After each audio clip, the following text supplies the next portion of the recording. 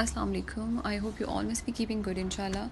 तो आज की video is going to be थोड़ी सी लंबी बिकॉज़ आज हम बात करने वाले हैं दी ऑर्डिनरी के दो बहुत ही हाइप्ड प्रोडक्ट्स के बारे में। एक इनका piling solution which carries AHA 30% and BHA 2%, और इसके अलावा है नायासिनामाइड का सीरम, नायासिनामाइड 10% एंड जिंक 1%। इसके बारे में हम बात करते हैं कि क्या ये सच में वर्थ बाइंग प्रोडक्ट है जिसके बारे में सब इतनी तारीफ़ करते हैं, और इसको किस तरह से इस्तेमाल करना है, किस प्रोडक्ट के साथ इस्तेमाल करना है, कौन सा प्रोडक्ट इसके साथ नहीं इस्तेमाल करना, और इसको वीक में कितनी मरतबा लगाना है, दिन में लगाना है या रात में लगाना है। इस सब एस्पेक्ट्स को हम इंक्लूड करेंगे इस वीडियो में। और क्योंकि केमिकल सॉल्यूशंस हैं, सीरम्स हैं, तो इसलिए ये थोड़ी सी वीडियो लंबी होने वाली है। इसको समझ के और ध्यान से सुनिएगा।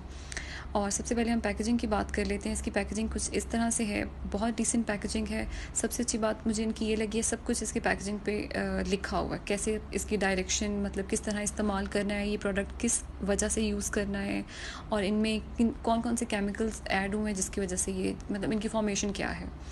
तो चलिए बात करते हैं इन प्रोडक्ट्स की। अच्छा, वीडियो स्टार्ट करने से पहले मैं दो चीज़ें मेंशन करना चाहती हूँ। एक ये कि कोई भी केमिकल प्रोडक्ट अपने फेस पे अप्लाई करने से पहले उसका पैच टेस्ट करना बहुत ज़रूरी है। पैच टेस्ट का मतलब होता है वो प्रोडक्ट लेकर अपने बाजू पे या कान की बैक पे आपको लगाना है। वो लगाने के बाद जब आप रिमूव करो और एक पूरे दिन का गैप दो, देखोगे कोई रिएक्शन तो नहीं स्किन पे हुआ, कोई दाना या कोई किसी किस्म की एलर्जी तो नहीं हुई। अगर तो नहीं हुई तब आप अपने फेस पे वो प्रोडक्ट लगा सकते हो। इसके अलावा दूसरी बात, हर किसी की स्किन टाइप डिफरेंट होती है। मेरी ज़रूरी नहीं है जो चीज़ मुझे सूट कर रही है वो आपको भी सूट करे। जो आपके लिए मुनासिब है शायद वो मुझे सूट ना करती हो। सो मैं अपने स्किन के लिहाज से रिव्यू करूँगी, क्योंकि मेरी स्किन बहुत ज़्यादा ड्राई है, सुपर ड्राई स्किन है। तो ये सब मेंशन करूँगी कि क्या आप ये चीज़ अप्लाई कर सकते हो ये, या कब तक अप्लाई कर सकते हो, कितने डेज़ कर सकते हो। तो चलिए बात करते हैं इसके बारे में और डिस्कस करते हैं। ओके, तो नाइसिनामाइड के बारे में हम बाद में बात करते हैं। सबसे पहले मैं बात करती हूँ पीलिंग सॉल्यूशन की। पीलिंग सॉल्यूशन इनका एक केमिकल एक्सफोलिएंट है। अब केमिकल एक्सफोलिएंट क्या होता है? ये आपकी स्किन पे जब हम इसको लगाते हैं तो आपकी स्किन के जो पोर्स हैं उसके अंदर जाकर डीप आपके जो डस्ट पार्टिकल्स पोर्स में होते हैं उनको ये निकालता है। इसके अलावा जो आपकी स्किन के ऊपर एक एजिंग की वजह से या सन डैमेज की वजह से डेड सेल्स की लेयर बन जाती है, उसको ये रिमूव करता है। बेसिकली अगर सिंपल वर्ड्स में कहूँ तो आपकी जो डेड स्किन है ना, आपकी स्किन से वो एक लेयर उतारता है स्किन की। इसके अलावा हम ये देखेंगे कि इसको अप्लाई किस तरह करना है। ये आपको 10 मिनट्स के लिए अपने फेस पे अप्लाई करना है। आपको फेस वॉश करना है अच्छे तरीके से, उसके बाद आपको फेस डैप करके ड्राई करना है, और कंप्लीट ड्राई फेस पे आपको ये जो सोल्यूशन है इसको अप्लाई करना है। ज़रा सा भी पानी का ड्रॉप आपके फेस पे ना हो, और 10 मिनट से ज़्यादा आपने इसको फेस पे लगा कर नहीं रखना। इसके अंदर दो तरह के सॉल्यूशन केमिकल्स होते हैं जो कि AHA एंड BHA है। AHA को हम कहते हैं अल्फ़ा हाइड्रोक्सी एसिड। ये एनिमल्स और प्लांट्स से ड्राइव किया गया है। इसमें मल्टीपल और एसिड्स होते हैं, जैसे glycolic acid, lactic acid, tartaric acid, और भी मल्टीपल इसमें एसिड्स हैं जो कि आपकी स्किन के लिए बहुत बेनिफिशियल है। AHA बेसिकली ड्राई स्किन वालों के लिए है। ये आपकी स्किन पे जो लाइंस और रिंकल्स होते हैं उनको फेड करता है। आपकी स्किन के अंदर जो ब्लड की सर्कुलेशन है उसको बूस्ट करता है, आपकी स्किन को ब्राइटन अप करता है। स्किन पे जगह जगह पे जहाँ पे डिस्कलरेशन होती है उस डिस्कलरेशन को दूर करता है, एक्नी स्पॉट्स को दूर करता है, एक्नी की प्रोडक्शन को बहुत स्लो डाउन करता है। तो यहाँ पे मैं आपको इसकी कंसिस्टेंसी दिखाती हूँ। बिल्कुल पतला सा नहीं होता है, थोड़ा सा थिक होता है इस तरह से। और आपको अपने फेस पे जब अप्लाई करना है ना तो थोड़ी सी थिक अमाउंट में करना है, पतली लेयर अप्लाई नहीं करनी। थिक अमाउंट अप्लाई करके 10 मिनट्स के लिए छोड़ देना है। फिर आपने नॉर्मल रूम टेम्परेचर का जो पानी होता है उससे आपने फेस अपना वॉश कर लेना है। वॉश करने के बाद स्किन को डैप करना है, फिर कोई सा भी मॉइस्चराइज़र आपने लेकर अपने फेस पे लगाना है।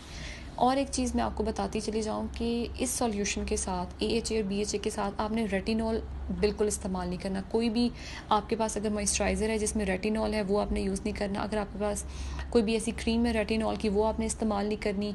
आपका फेस वॉश में अगर रेटिनॉल है तो आपने वो इस्तेमाल नहीं करना, क्योंकि इससे केमिकल्स एक दूसरे से क्लैश करते हैं। क्लैश करके फ़ायदा तो आपको नहीं देना, उल्टा आपकी स्किन को ये डैमेज कर सकता है। ये देखिए मैंने यहाँ पे स्किन पे लगा के बताया, अपने फेस पे इस तरह से लगाना है 10 मिनट के लिए, उसके बाद आपको रिमूव कर देना है।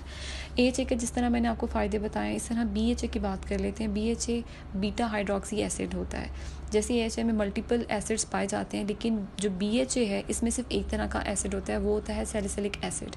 सैलिसिलिक एसिड जो है ये ऑयली स्किन के लिए बहुत ज़्यादा फ़ायदेमंद है। ये एक्नी प्रॉन स्किन वालों के लिए बहुत ही अच्छा है। ये आपकी स्किन के अंदर जो ऑयल प्रोडक्शन है उसको स्लो डाउन करता है। इसके अलावा आपकी जो स्किन की एक्नी है उसको कम करता है। टाइमली आप अगर वीक में इसको 2 मरतबा यूज़ करते हो और कम से कम इसको 3 माह यूज़ करते हो तो आपको वाज़ेह अपनी स्किन के टेक्सचर में डिफरेंस फ़ील होगा। और जहाँ तक अगर मैं अपनी पर्सनल एक्सपीरियंस की बात करूँ तो ये जो सॉल्यूशन है, पीलिंग सॉल्यूशन, मुझे बहुत अच्छा लगा है पर्सनली।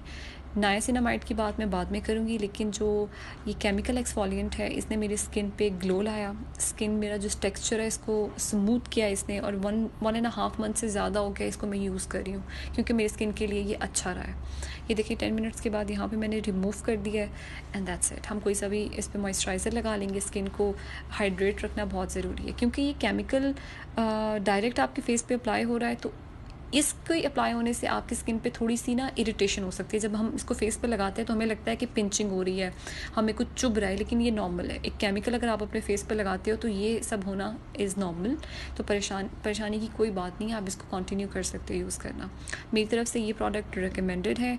ये क्योंकि मैंने 30 ml की बॉटल ली है, इसमें 50 ml भी मिलता है, लेकिन मेरे पास ये 30 ml है। ये मैंने सेल से ली थी तो ये मुझे 2450 में मिला था, और अगर सेल के अलावा इसके थोड़े से प्राइस जो है वो अप हो सकती है। बाकी मेरी तरफ से ये फुली रिकमेंडेड है। ये आपकी जो स्किन को रिफ़्रेश करती है। मैं अगर अपना बताऊं एक्सपीरियंस, तो मुझे लगता है मेरा नाक इससे शाइन करने लगता है, मेरे फेस पे ग्लो आने लगती है। एनीवेज, अब हम बात करते हैं नायासिनामाइड की। नायासिनामाइड आखिर होता क्या है? Niacinamide is a form of vitamin B3, जो कि बहुत सारे हमारे खाने के जो डाइटरी प्रोडक्ट्स हैं उसमें पाया जाता है। दूध में, अंडे में, मछली में, बीन्स में नायासिनामाइड पाया जाता है। नायासिनामाइड आपकी स्किन के अंदर केराटिन की प्रोडक्शन को बूस्ट करता है। आपकी स्किन में जो एक्नी, डीप डाउन एक्नी है, उनको ये ख़त्म करता है। और जो पस्ट्यूल्स होते हैं, जैसे जो पस वाले दाने होते हैं, उसके लिए ये बहुत नहायत, जिसे कहते हैं ना फ़ायदेमंद, ये वो है, उसको ख़त्म करता है। बेसिकली ये प्रोडक्ट एक्नी स्किन वालों के लिए है, जिसकी क्लियर और नीट स्किन है, उनको ज़रूरत नहीं है इस प्रोडक्ट की। और हमने ज़्यादा अमाउंट में, मैंने यहाँ पे आपको ज़्यादा अमाउंट लगा के बता रही हूँ। अगर आप ज़्यादा अमाउंट लगाओगे तो इस तरह से वाइट फॉर्म सी बनने लगेगी, which is not a good thing.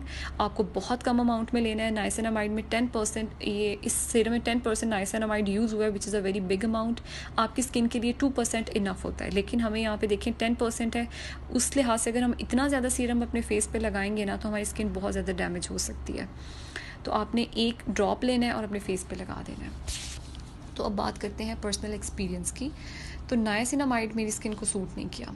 मैंने जब ये अप्लाई किया तो वेरी नेक्स्ट डे मुझे बहुत सारे बम्प्स बढ़ गए मेरी स्किन पे। मुझे पहले तो बहुत घबराहट हुई, बिकॉज़ मेरी स्किन अल्हम्दुलिल्लाह ऐसी नहीं है कि जिस पे पिंपल्स बने, पर मुझे लगा शायद ये ब्रेकआउट मुझे इस वजह से हो रहा है कि पर्जिंग हो रही है। पर्जिंग उसे कहते हैं जब हम कोई भी नया केमिकल या कोई भी प्रोडक्ट अपने फेस पे अप्लाई करते हैं, हमारा फेस के अंदर जो डीप डाउन दाने छुपे होते हैं वो स्किन की लेयर पे आने लगते हैं। पहले 2 हफ्ते अगर वो आपकी स्किन पे रहते हैं तो वो डिज़ोल्व हो जाते हैं। पर्जिंग का मतलब होता है वो उन 2 हफ्तों में डिज़ोल्व। अगर लेकिन वो डिज़ोल्व नहीं हो रहे ना, आपके ब्रेकआउट्स प्रोलॉन्ग कर रहे हैं, तो आप वो वाला प्रोडक्ट इस्तेमाल करना छोड़ दो, मतलब आपकी स्किन पे वो रिएक्ट कर रहा है। मुझे पर्जिंग बहुत ज़्यादा हुई। मैंने 25 डेज़ ये यूज़ किया, 25 से 27 डेज़ यूज़ किया कि मे बी पर्जिंग अभी ख़त्म होते हैं, लेकिन ये ख़त्म नहीं हुए, जिस पे हाफ पे मैंने इसको स्किप कर दिया। आगे मैं कुछ पिक्चर्स लगाती हूँ जहाँ पे मैं दिखाऊंगी मेरी स्किन किस तरह से हो गई थी। और जब मैंने वो स्टोरी में अपने लगाया तो बहुत सारी लड़कियों के मुझे मैसेजेस आए कि उनको भी इस तरह से ब्रेकआउट्स होने लगते हैं। इसके अलावा एक चीज़ जो नायासिनामाइड की मुझे सूट की थी वो ये थी कि मेरा कॉम्प्लेक्शन उन डेज़ में बहुत ही अच्छा हो गया था। स्किन ब्राइट हो गई थी बिल्कुल। लेकिन नुकसान इसके साथ ये हुआ था कि मेरी स्किन पे पिंपल्स बनने लगे थे। स्किन ब्राइट होने से ज़्यादा मुझे है कि मेरी स्किन नीट और क्लीन हो, तो इस वजह से मैंने इसको छोड़ दिया था। लेकिन एज़ फार एज़ मैंने पहले भी ये चीज़ आपसे मेंशन की है कि हर चीज़ हर किसी पे सूट नहीं करती। मेरी 2 फ्रेंड्स हैं, अभी भी वो ये यूज़ करती हैं, तो उनको बहुत सूट करता है नायासिनामाइड। उनकी स्किन बहुत टेक्सचर स्मूथ है और क्लीन है। लेकिन क्योंकि मुझे सूट नहीं किया तो मैं इस पे हाफ पे गारंटी से आपको नहीं कह सकती कि आप इस्तेमाल करो। ये देखें, जब भी मैं लगाती हूँ विद इन अ डे मुझे इस तरह से पैचेस पड़ने लग जाते हैं। और ये मेरी स्किन देखें, ये सारे बम्प्स मुझे जो आए हैं इस नायासिनामाइड के इस्तेमाल के बाद आए हैं। ये जब मैंने छोड़ दिया था उसके बाद स्लो डाउन होना स्टार्ट हो गया था। मेरी स्किन कुछ हद तक बेहतर हुई थी।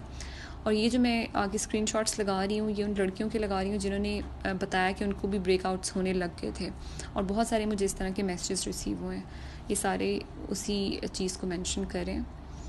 आप ये पॉज करके पढ़ सकते हो ये सब क्या लिखा हुआ है। ये मैं इसलिए लगा रही हूँ कि ताकि आपको पता चले कि अकेला मुझे नहीं सूट किया, बहुत सारी लड़कियों को ये चीज़ सूट नहीं की। सो एनीवेज़, अब ये एक जो प्रोडक्ट है, एक तो मुझे सूट नहीं किया, उसके बारे में मैंने आपको बता दिया, लेकिन जो दूसरा प्रोडक्ट है ये मुझे सूट किया है, तो मैं ये रेकमेंड कर सकती हूँ। इससे कॉम्प्लेक्शन में वाज़िया डिफरेंस फील होता है। आप जब लगाते हो आपकी क्रिस्टल क्लियर सी स्किन होने लगती है। मुझे जो है ना, मेरे चीक्स और मेरा जो नोज़ है ना, शाइन करने लगता है जब भी मैं ये इस्तेमाल करती हूँ पीलिंग सॉल्यूशन। और इसको वीक में जस्ट 2 दफ़ा इस्तेमाल करना है, क्योंकि ये आपकी स्किन पे डायरेक्ट केमिकल है। केमिकल को आपने रोज़ इस्तेमाल नहीं करना, आपकी स्किन डैमेज हो सकती है। और एक चीज़ कि जहाँ पे आपको रिसेंटली अभी कट लगा है या आपकी स्किन डैमेज है ना, जैसे जली हुई है, जैसे अगर आज जली है, तो उसके ऊपर आपने ये सॉल्यूशन नहीं लगाना। बहुत ज़्यादा आपको ये दर्द दे सकता है, पेन हो सकती है आपको। क्योंकि मुझे नाइसिनामाइड सूट नहीं किया, इसलिए मैंने उसको साइड पे कर दिया है और मुझे पीलिंग सॉल्यूशन अच्छा लगा है, तो मैं ये रेकमेंड कर सकती हूँ। चीज़ मैं आपको सिर्फ वही रेकमेंड करूँगी जो अच्छी है, जिससे मैं खुद सेटिस्फाइड हूँ। होप सो आपको मदद मिलेगी। अल्लाह हाफ़िज़।